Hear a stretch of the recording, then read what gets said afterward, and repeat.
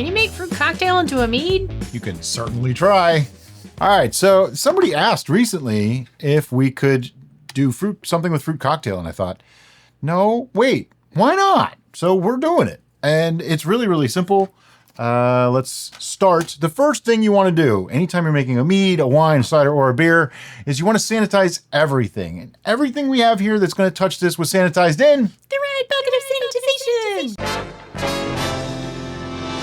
just literally a 15-gallon red bucket over on the side filled with a mixture of Star San and water to the manufacturer's suggestions. Everything was put in there for about, 2 minutes? 2 minutes.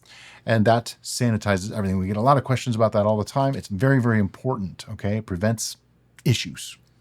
Now, the next step, we got 4 cans of fruit cocktail in heavy syrup. Now, if you read the ingredients, water, peaches, pears, sugar, pineapple tidbits. They could have said pieces, seriously. Tidbits. Grapes, halved cherries, colored with red number 3. Whatever. And citric acid. Now, the citric acid is something that we want to keep in mind because a lot of times we want to play with the acidulation level in our brews. So we're going to take a pH reading later on and find out. But the really important thing is there's 3.5 servings per container, and each one has 21 grams of sugars. I actually figured that out. When you add all that up, it comes to 0.64 pounds of sugar in total. And since we know, if you don't know, you're going to know in a minute, every pound of sugar that you add to a gallon that you have in a gallon of must gives about 0.046 specific gravity. So that gives us 30 points, 0.030 specific gravity. That's important because if I take my 1.100 target, now let me explain what this means. A lot of numbers all at once. I don't like to start a brew past 1.100 original gravity. For a lot of reasons. I just think that it gives a really great starting point. It doesn't stress the yeast too much. It doesn't make too much alcohol. 13% seems pretty logical and normal, and we tend to like it that way. So if that is my target starting point, minus 30 points is 0.070. Well, honey is 0.035 points per pound in a gallon. So that means 2 pounds. Very, very simple. If you didn't understand that, ask in the comments below, and I'll be happy to explain it further. I think we actually have some videos on that too. So right now we're going to open up our cans of fruit cocktail in heavy syrup and just dump them into our bucket. Everything. Get it all. Oh yeah, that looks lovely. I always hated this stuff as a kid. I always thought it was gross. We had it quite often. It was not my favorite thing either. And here we are as adults making mead with it. Interesting turn of events. But, it got me thinking, there's no reason why this won't work and why it won't actually be good. Some of the fruit cocktails that we found had high fructose corn syrup. And we tried to avoid that. I know you can ferment it, but I don't really like high fructose corn syrup in my food to begin with, so... I find it interesting the ones with heavy syrup did not have the high fructose. Yeah, they're just sugar, which is a good thing for fermentation. So that's why I wasn't really worried about it. All right, let's have the scale. Tear that out. And I have here 5 pounds of honey. I'm not going to use all 5 pounds. I'm just going to put 2 pounds in. Today we're using Kirkland's Wildflower because it's a really great honey for the price. And I think any honey is going to get lost in this particular brew. This is technically a melomel. I mean, not even technically. It's totally a melomel. It's a fruit mead. So if you use something that's very expensive and exotic, a lot of the nuance of it is probably going to get lost because there's so much fruit flavor going to be happening here. All right, so that's our 2 pounds of honey. And now I'm going to beat this up a little bit. I'm going to mix some of that honey into the fruit. There's a lot of liquid in here. I'm actually kind of surprised. We were trying to figure out if we want to make a 1 gallon total batch, like once it's racked off the fruit, how much water to add. We are using a 2 gallon bucket. If I look at the side here, what does it say? How much is that? 2 liters.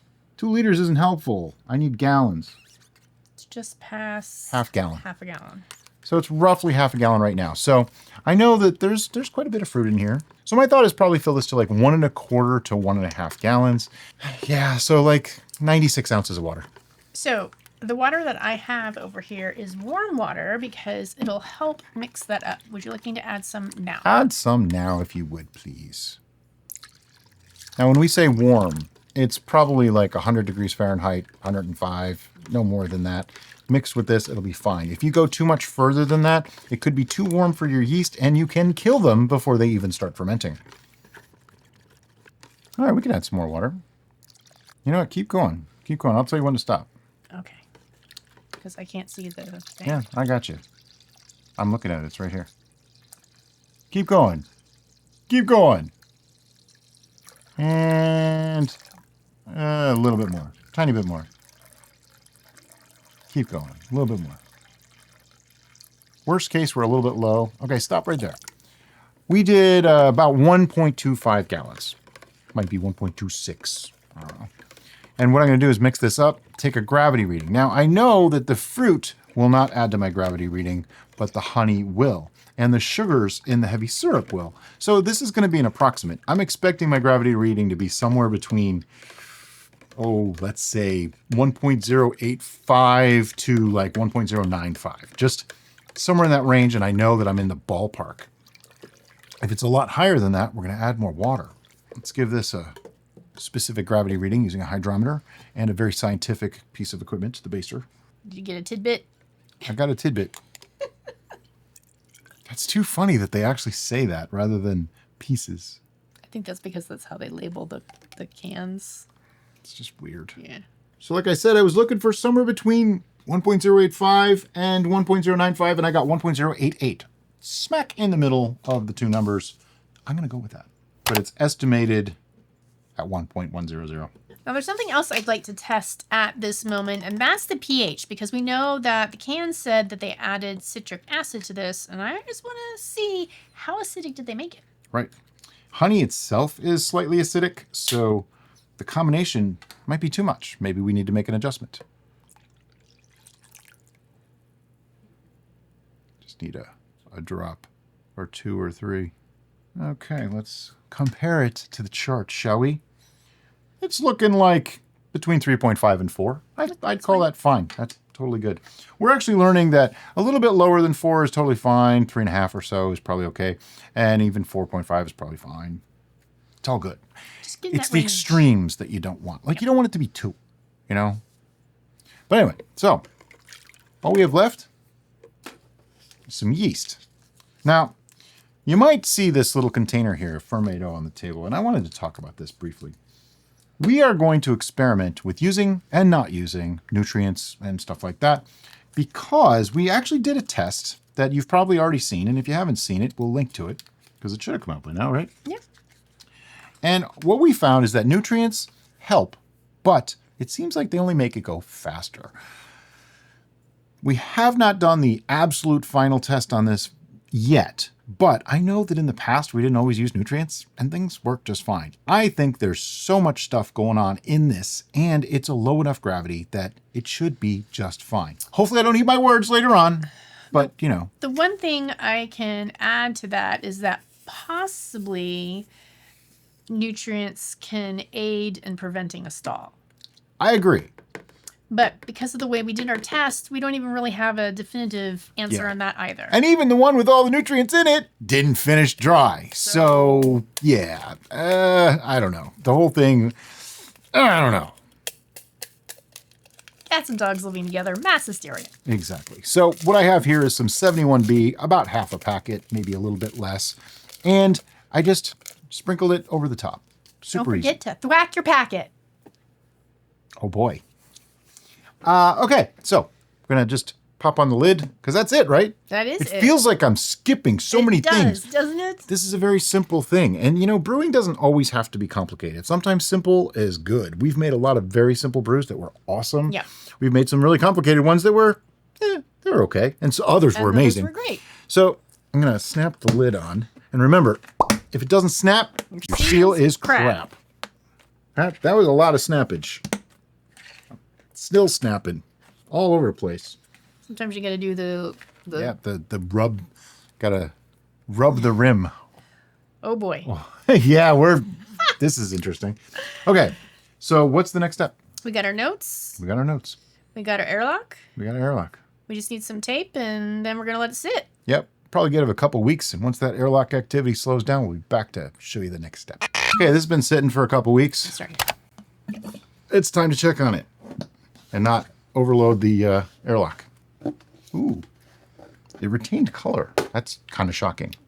Well, fruit cocktail, I would imagine, does have some preservatives in it that would... Actually, it doesn't. That's why we bought that one.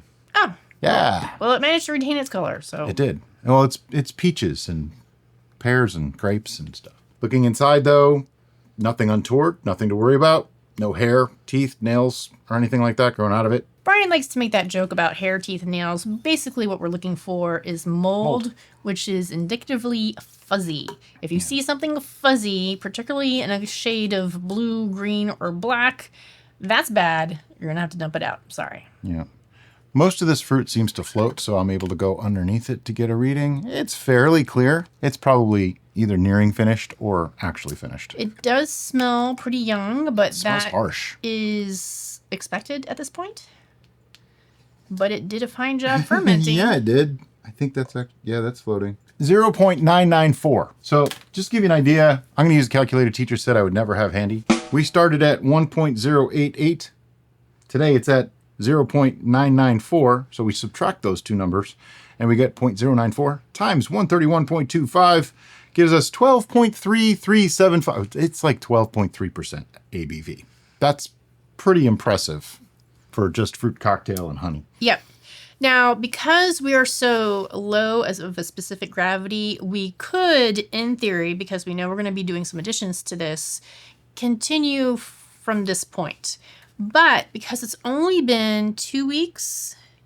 Yeah, we're just slightly over 2 weeks. It's like 2 weeks and 2 days. And the aroma is still a little rough. Very young. I am okay with letting it sit on the fruit for another week. Glad you said that, because I was gonna fight for that. Just to see if we can get some more of those fruit flavors out, even without further fermentation, and let the yeast... I'm pouring carefully, by the way.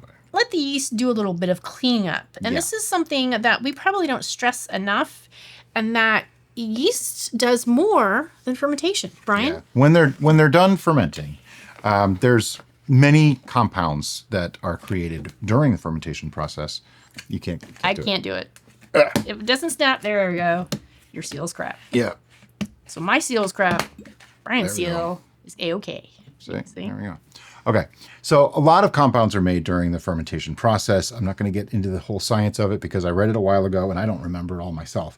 But suffice to say that some of those compounds don't necessarily taste or smell very good, and left on the yeast cake for a little while, the yeast will actually clean up after themselves a bit. So some of the harsher flavors and harsher notes that you might be getting in a young brew, let it sit for a while. There's really no rush. We like to say this all the time. There is no rush to get it racked. Now, because we make a channel with these things, we do have somewhat of a time schedule that we want to keep to, so we may actually rush them a little bit more than we would probably like for everyone else to. For instance, this one, if we were not making a show, if this was not being recorded, we might not have even checked this for 2 or 3 more weeks, because there's just no reason to even worry about it. It's not gonna, there's nothing is gonna go wrong with it. But I'm going to give this a little bit of a swirl, and you should see the airlock go crazy. Or not. Maybe my seal's... No, there it is. There.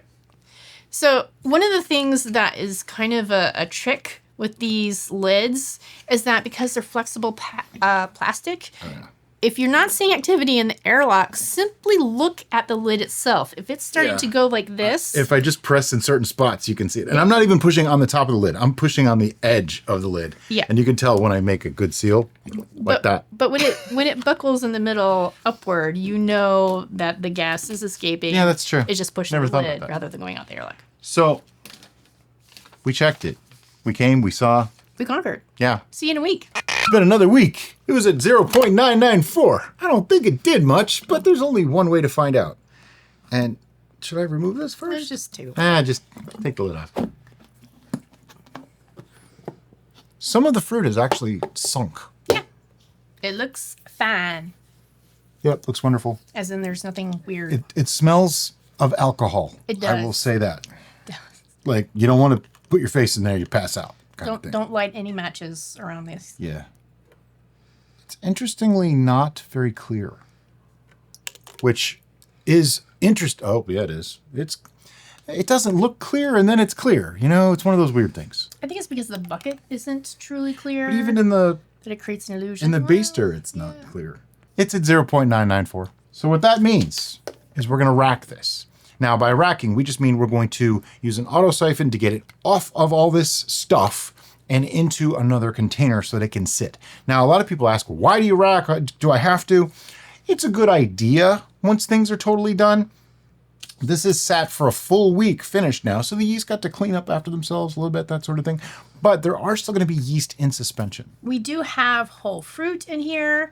We've given them plenty of time to extract all their fruity goodness. Yep, 2 to 3 weeks usually.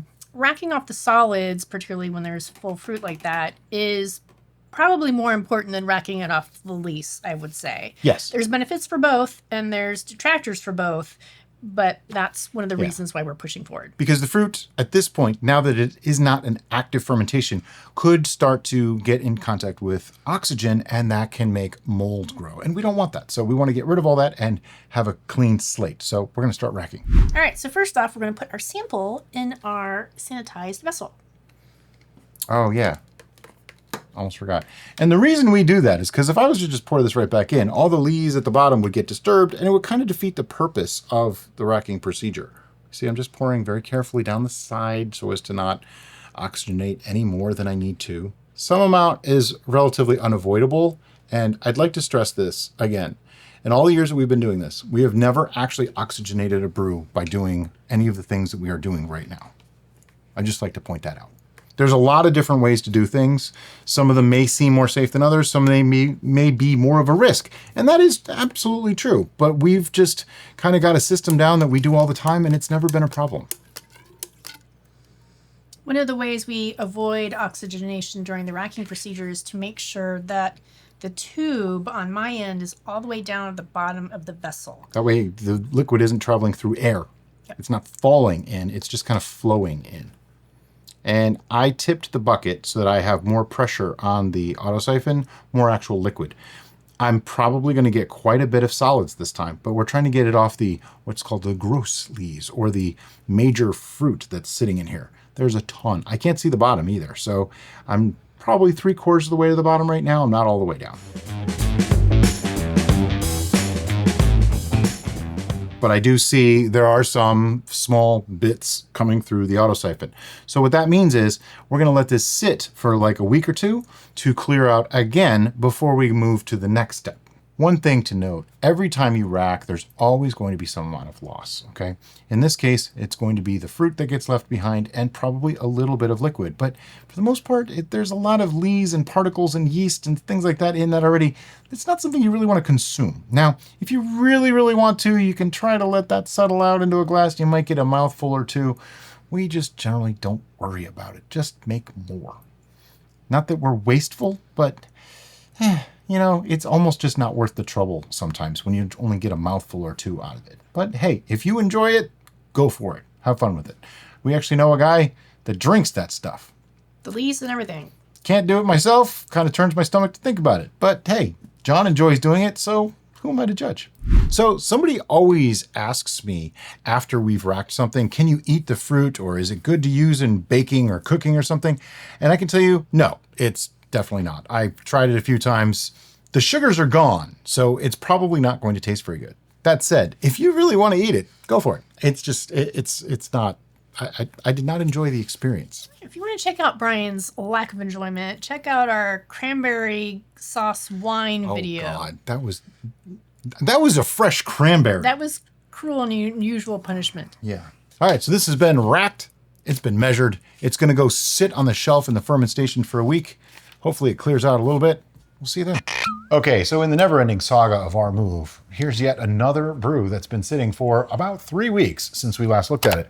But that proves something too. Nothing happened, okay? It's just been sitting. We racked it once, it's been sitting. They could sit like this for a year before we got to it, as long as that airlock contained liquid. Now, it is still a pretty cloudy beverage, but there is a significant amount of sediment that came out on the bottom. Now, as far as the clarity goes, could we have added pectic enzyme to clear it? Of course we could. because that's probably what this is pectic haze. Do I care? Nope. Not really. We've actually did a test between bentonite and sparkleoid, and what we found was compared to a control that had no clarifying agent added, the clarifying agent tasted, or the ones without clarifying agent tasted better. There was more flavor. So to me, if a little bit of cloudiness means it tastes better, I'm okay with drinking cloudy brew. Wow, that's hard to say. What is with my mouth today? It is.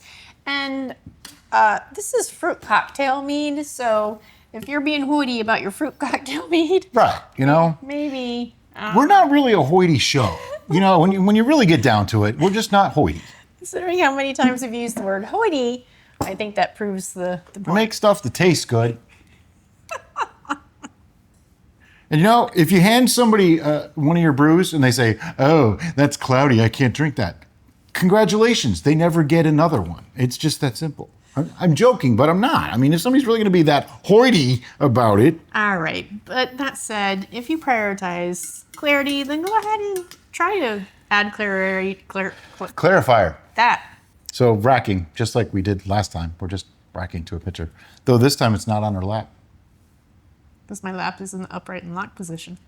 So a lot of people have asked too, how did we move with all the brews? I did actually do a video on that on the Beyond the Brews channel, which is like our behind the scenes kind of deal, which we can link to that, right? Sure. But essentially we just packaged them all, like I wrapped bubble wrap around them and things like that, just to make sure that they didn't get jostled too much. They were in a minivan. We carried almost all of them at once. So we just made one trip with all the brews.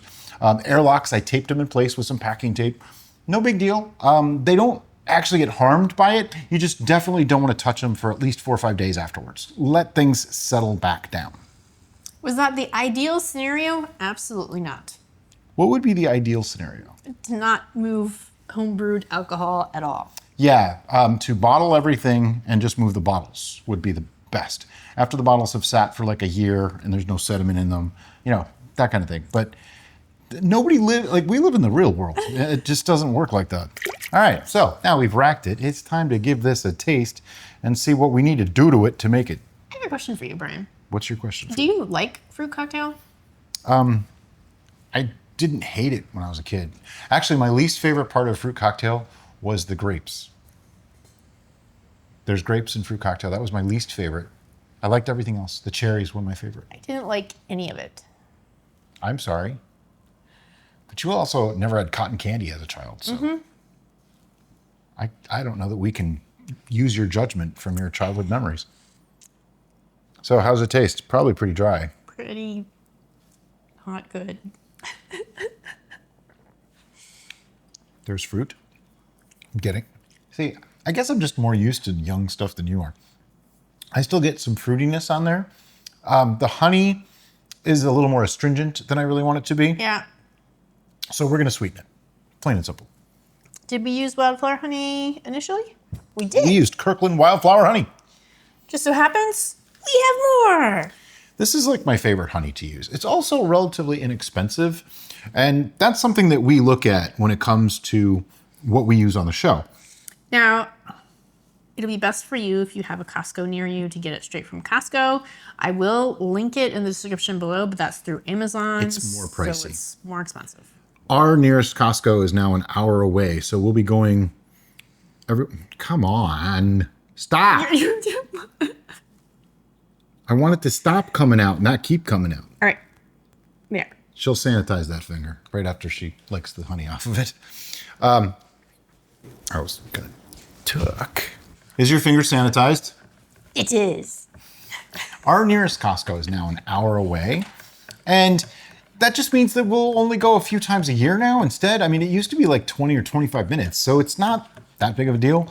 But they do have really decent price for honey and a few other things that we use on a regular basis. And I can't lean on this table because it creaks. Hear that? I hate that. We have to do something. But the table that we used to use is in the garage and it's heavy. And it's hot in the garage. Yeah. Which is why we're in here. And this is just a temporary setup. I keep telling myself that because I got to call the AC guy still. But anyway, now I'm mixing this up. The way we sweeten, as we always do, is we sweeten to taste. If I told you add a pound of honey, that's not as useful because if you have a slightly more or slightly less volume than we do, your sweetness level is going to be different. Plus, what if you don't like it as sweet as we do? I'd much rather see people learn to do it to taste and do it that way than just blindly follow a recipe. I saw a really interesting meme. Someone said, a cook follows recipes, a chef creates recipes. And I think as a home brewer, you're more of a chef than a cook. After you learn how to do it. That being said, if you're just starting out, follow the recipe. And when you get to this point, go ahead and use your taste to sweeten it. But the basis of the mead, absolutely follow recipe.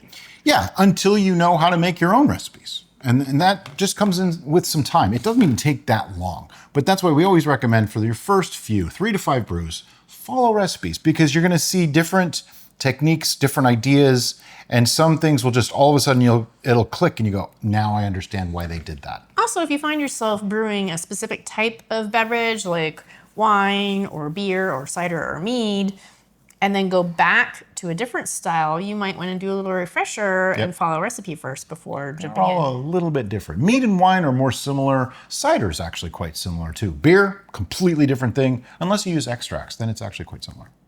How are we doing? We're better. It's tasting more like a mead. Yep. I know something we're going to want to add to this, but I don't want to say yet. Yep, I'm going to add some more sweetness first. Okay. You're in agreement with sweet, right? Yes. Couple 2 tree glugs, just like that. Now stop. Do you need to do it again? There's a blob. A blob. Attack of the blob. The things I do for Brian. She suffers. As a homer. She suffers for her art. I want to go sanitize.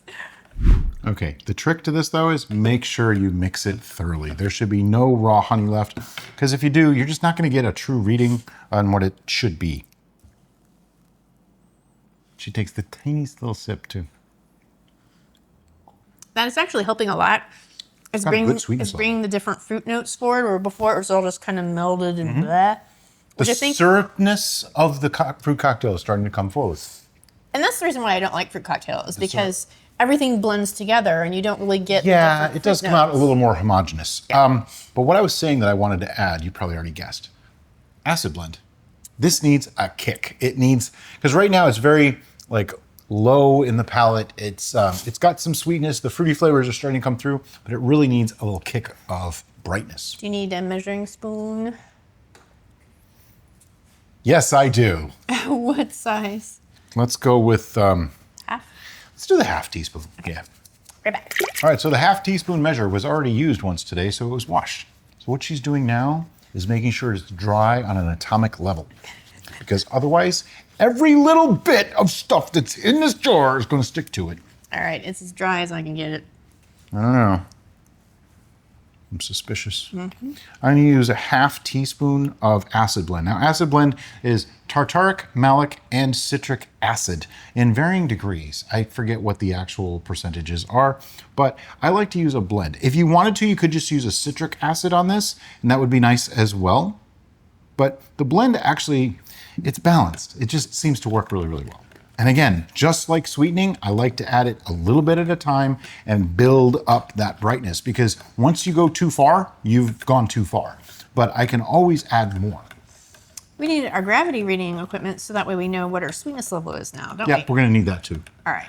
Now, acid blend mixes in really, really quickly. Yeah, we have to hold the table still. I hate that.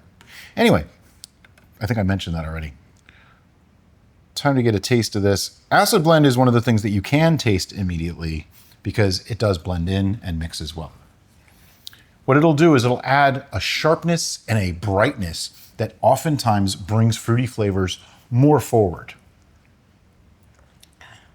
Yeah, I think that helped. Oh, significantly. Yeah. I think I need half that much again. Okay. Just a little bit. Sure. Now, you'll ask, how do you know how much you need? That just comes from experience. I've been cooking and tasting things to discern flavors for a very long time, even before I met you. Yep. So I'm not saying I'm an expert, because I'm not by any means. I'm always learning, but it's kind of a skill that you always hone. Like anytime I eat, anytime I drink something, Right. we analyze it and try to break down what's in it. You can do that, like Brian said, with food. So if you're going to a restaurant and really enjoying the dish, think about it. Is there herbs in there? Can you determine what type of herbs are in there? Is there a sweetener? You know, maybe they used maple syrup or something. Trying to figure out all the different elements in the dish, and that's going to help you train your brain. Train your brain. To work along with your palate and your other senses, so that way you'll get better at discerning what might be best to add to a brew. And it really is, like I say, it's a skill that the more you practice it, the easier it becomes to do, and the more proficient you'll be at it. We do it all the time. And it's great if you have someone else that's with you that does it too, because then you can work off each other, because sometimes she'll taste or experience something that I don't, and vice versa. And when you tell the other person, now you can get them to kind of search for it. And that right there, that teaches your brain how to discern flavors, because now you're going to ignore all the other flavors that you've already tasted, looking for something that they got. And if you've ever watched any of our tasting room videos, which we do have another channel called The Tasting Room, sometimes we never do. And that's okay. It's fine, because your brain is going to fill in gaps, and everybody's experiences are different enough that it might not fill that gap in, and you get A where they get B, and it's okay. How is it?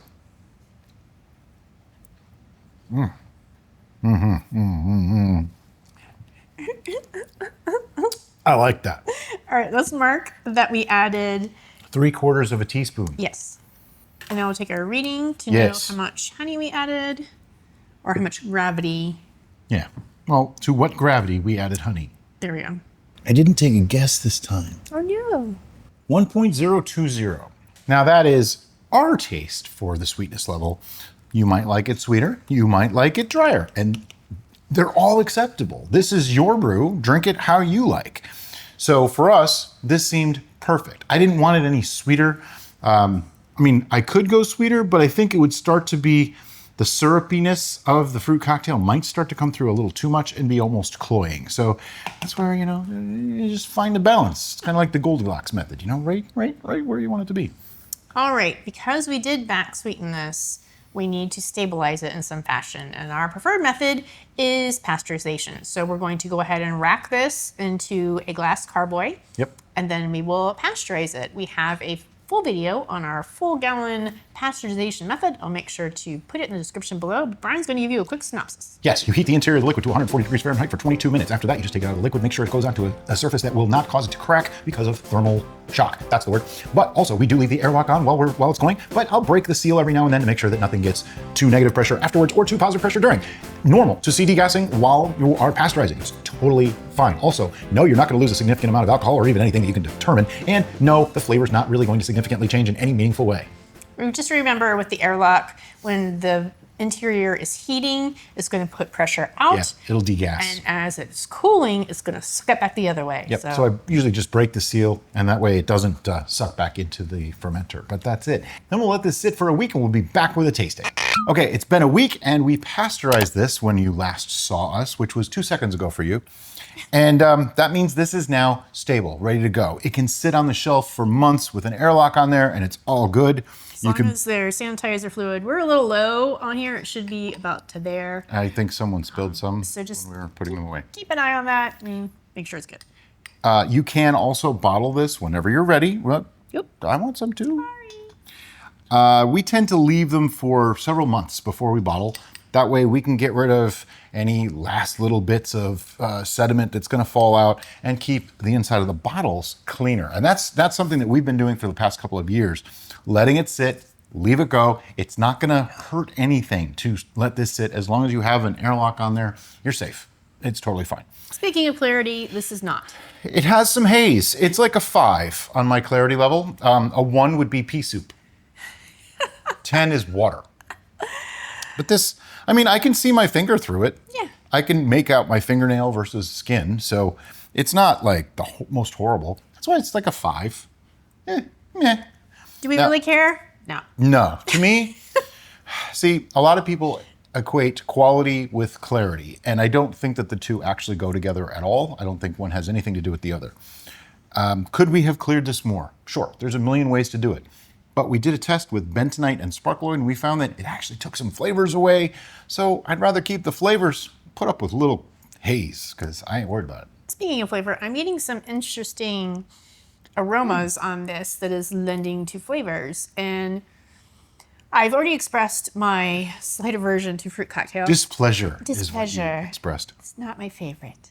But it smells nice. It smells interesting. It smells like a combination of the specific fruits fermented individually and then put together. Yeah. So now we did sweeten this to 1.020. We added a little bit of acid blend last time to bring up that brightness just a touch, and I think that might help with the not tasting so sweet. Like some things, if you just add a little bit of acidity, it can take that sweetness level down. But the fruits don't taste like fruit unless you sweeten them. So it's kind of this always a balancing act with things. But wait a minute. It's just, this is just fruit cocktail, Wildflower Honey, and 71B. Wow, going simple.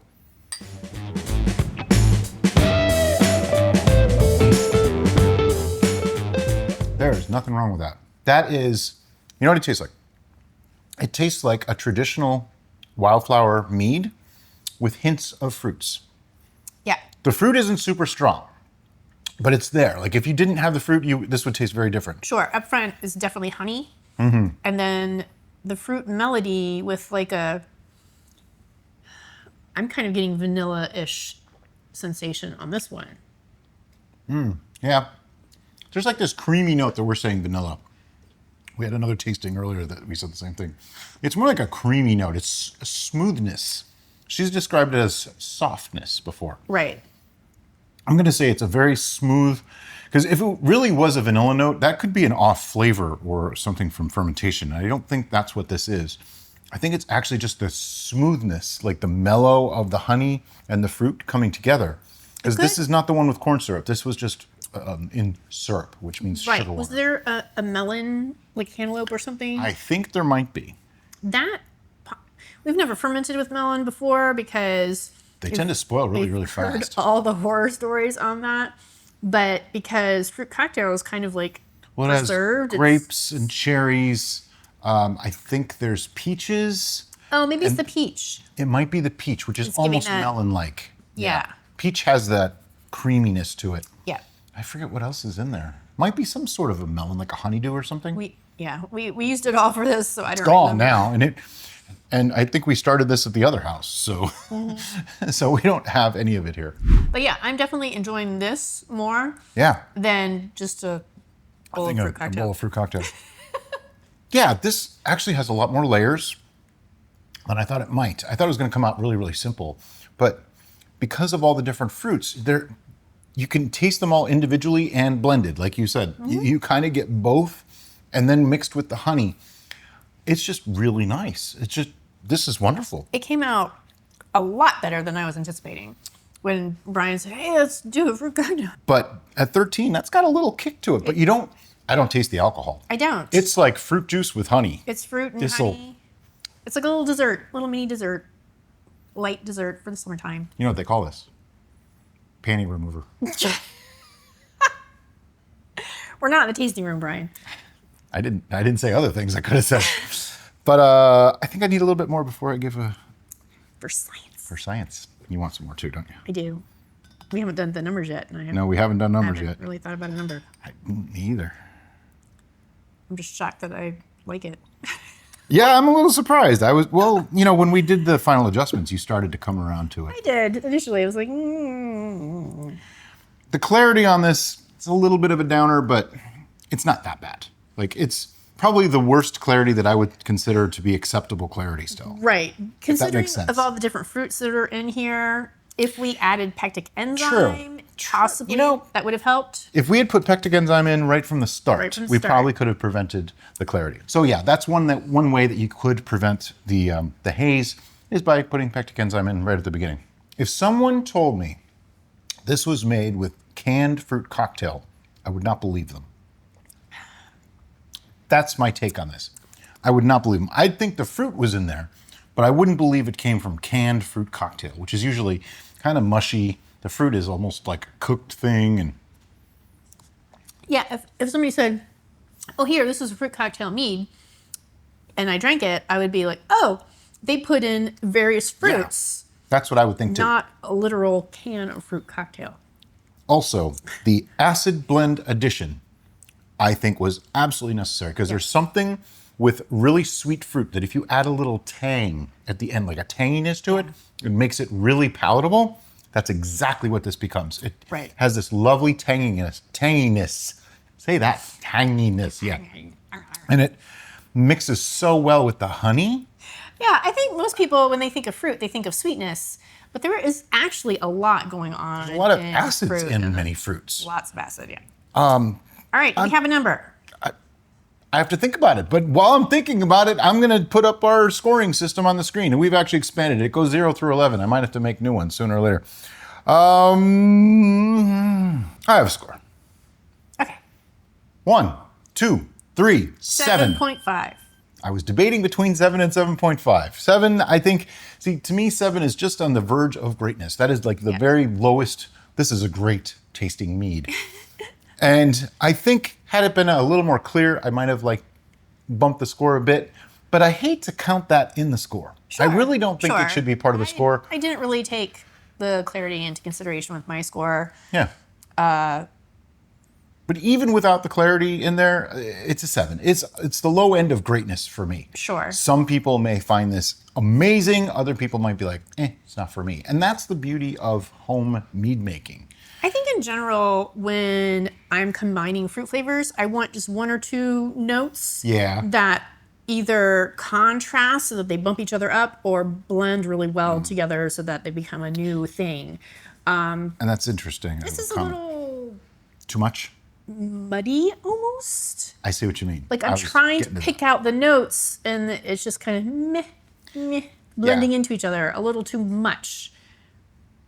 We've had people make comments that they're making a specific kind of mead and then they added this kind of berry and this spice and that herb and this, and they have this long list of things that they've added. And by the time they get done, I don't think you can really pick out any of those flavors, and I'm not sure that that's doing all those flavors justice. It's kind of like when you make pizza. If you put more than 3 toppings on a pizza, it starts to get lost. Yeah, and we actually found this out in 2 meads that we made that were like crazy off the wall. We're going to throw everything in the kitchen sink in there. One of them was Klingon blood wine, which wasn't even a mead, it was just a wine.